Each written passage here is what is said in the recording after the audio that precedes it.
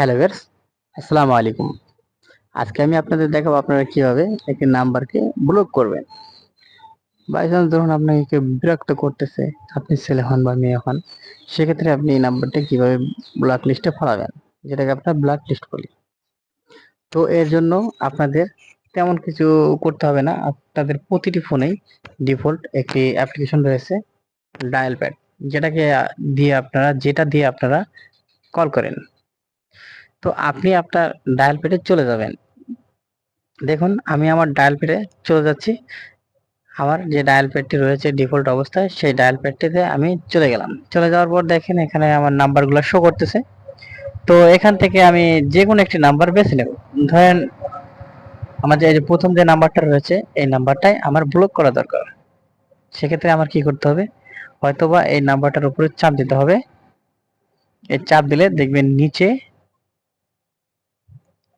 এই দেখুন আমি ক্লিক করলাম। ক্লিক করার পর দেখেন এখানে ৩টা অপশন রয়েছে। এই হিস্টোরিতে ক্লিক করবেন।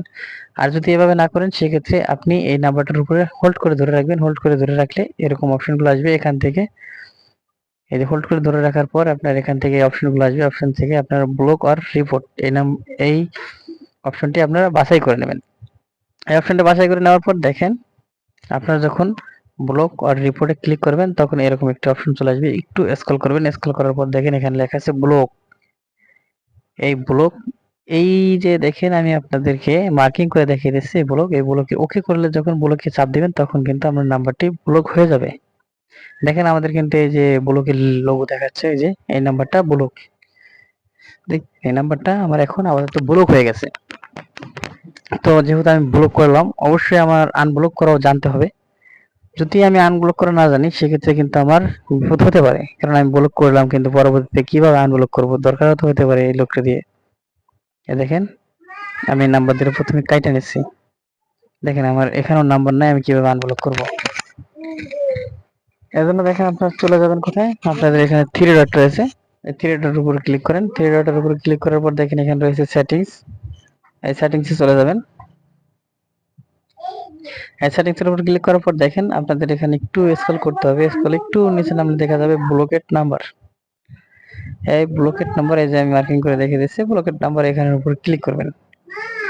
এখানে ক্লিক করার পর দেখেন আপনাদের এরকম অপশন চলে আসবে। এখানে দেখেন যে আপনার আমার 2টা নাম্বার ব্লক করা আছে। এই উপরের নাম্বারটা আমি একটু আগে ব্লক করেছি।